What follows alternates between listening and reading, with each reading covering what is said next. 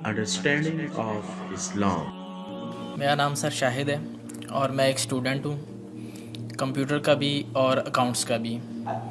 میں حال ہی میں یوں سمجھیے کہ قرآن پاک کی طرف رجوع کیا میں نے اور اس کو سمجھنے کی کوشش کر رہا ہوں، لیکن ایک عجیب سی بات یہ آ رہی ہے کہ اتنا زیادہ میٹر موجود ہے قرآن پاک کو سمجھنے کے لیے بھی کہ اس کے کوئی بنیادی اصول سمجھ میں نہیں آ رہے ہیں کہ انڈرسٹینڈنگ اس کو کیسے کرنی چاہیے، سٹیپ وائز کس طرح اس کو سمجھنا چاہیے، آیا کہ ناظرہ اس کو کرنا چاہیے، احادیث سے اس کو سمجھنا چاہیے یا کیسے؟ کیونکہ اگر ہم احادیث کو بھی اٹھا لیتے ہیں پڑھتے ہیں تو کچھ علماء کہتے ہیں جی کہ احادیث کے بارے میں بھی یہ ہے کہ کچھ ضعیف ہیں یا حسن ہیں یا اس کا مطلب کسی خاص وقت کے لیے تھا۔ تو ایک عجیب سا مطلب کہ ذہن کے اندر ایک وہ تلاطم ہو جاتا ہے کہ آدمی کرے کیا کرے، کس طریقے سے اس کو مطلب کہ انڈرسٹینڈ کرنے کی کوشش کرے کہ وہ ایک سیدھی راہ کے اوپر آ جائے کہ اسے قرآن پاک کی بنیادی جو تعلیمات ہیں ان کے اوپر چل کے کم لیکن کامل علم کو حاصل کر سکے۔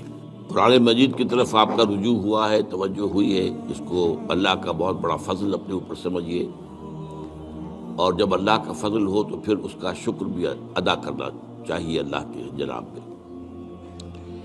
میں آپ سے ایک عجیب بات کہہ رہا ہوں، شاید آپ کو بہت وہ نئی سی لگے گی۔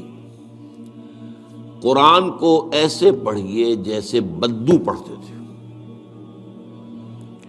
بدو نہ فلسفی تھے، نہ منطقی تھے، نہ سائنسدان تھے، نہ ابھی حدیثیں ان کے پاس تھی، نہ ابھی فقہ مرتب ہوئی تھی۔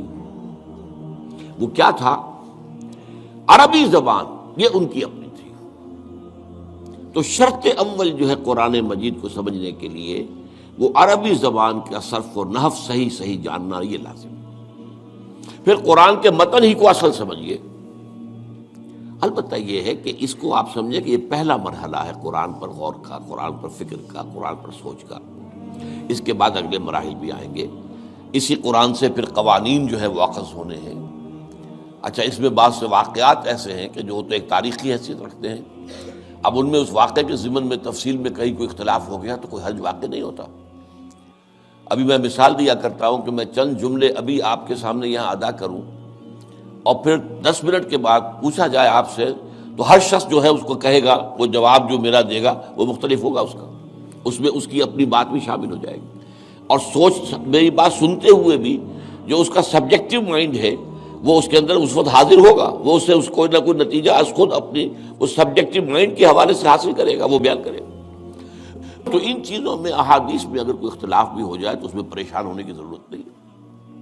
ابھی ہمارے ہاں یہ جمعے کے اجتماعات میں حدیث جبرائیل جو ام السنہ کہلاتی ہے، جیسے سورہ فاتحہ ام القرآن ہے، ایسے حدیث جبرائیل ام السنہ ہے، سنت کی جڑ اور ماں۔ اب اس کی جو روایات آئی ہیں اس میں مختلف اختلاف ہے، الفاظ کا اختلاف ہے، ایسنس ایک ہے، مفہوم ایک ہے، الفاظ میں بڑا فرق ہے، تفاصیل کا فرق ہے۔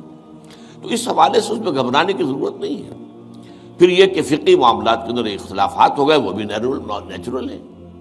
آپ کو معلوم ہے کہ ایک ہی مقدمہ ہوتا ہے، 8 جج بیٹھے ہوئے ہیں ایک بینچ پر، 5 کا فیصلہ ایک ہے، 3 کا ایک ہے، اور بھی تقسیم ہو سکتی ہے۔ قانون وہی، اور یہ میں بات کر رہا ہوں سپریم کورٹ کی یا ہائی کورٹ کی، وہاں پہ تو ظاہر بات ہے کوئی نئے بیانات نہیں لیے جاتے، وہ جو بھی فائل ہے وہ تو بہت پہلے سے تیار ہو چکی ہے، اس کے اوپر بحث ہوتی ہے، صرف اسی سے اخذ کیا جاتا ہے، مطلب ان کا وہی رہتا ہے، اس کے اندر تبدیلی نہیں ہو سکتی، اس موقع پر کوئی نئی گواہی نہیں آتی۔ تو اس اعتبار سے ان چیزوں پہ گھبرانے کی ضرورت نہیں ہے۔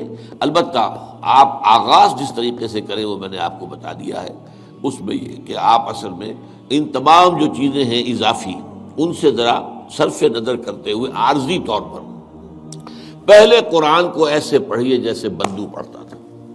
اور وہی بات تھی کہ بدو پھر جس طریقے سے موٹیویٹ ہوا ہے، بدو سے مراد میں صحابہ کو عام طور پر لفظ دے رہا ہوں، یہ ان کی اس کے لیے وہ نہ سمجھیے کوئی توہین کی بات ہے، مطلب یہ کہ میں اس معنی میں کہہ رہا ہوں کہ وہ لوگ فلسفی نہیں تھے، کوئی پڑھے لکھے لوگ نہیں تھے، بلکہ امت کا نام ہی ہے یہ جو ہے امیین، ان پڑھ لوگ، ان پڑھ، ان لیٹرڈ ون، حضور کی شان بھی یہی ہے، امی ہے۔ تو انہوں نے قرآن کو جس طور سے سمجھا ہے وہ ہے بہترین طریقہ قرآن کو سمجھنے کا، اور اسی سے پھر وہ صحیح موٹیویشن ہوتی ہے کہ انہوں نے تن من دھن سب لگا دیا اللہ کے دین کے لیے اور اللہ کے دین کو غالب کر دیا۔ بحثوں میں پڑھ کر اور وہ جو باریکیوں میں پڑھ کر اور بال کی کھال اتار کر اور منطقی طور پر تجزیہ کر کے اور فلاں احادیث کے تقابل کے اس میں پڑھ کر علم کا تو اضافہ ہوگا، لیکن وہ انسپریشن اور موٹیویشن جو ہے وہ اس کے اندر نہیں رہے گی۔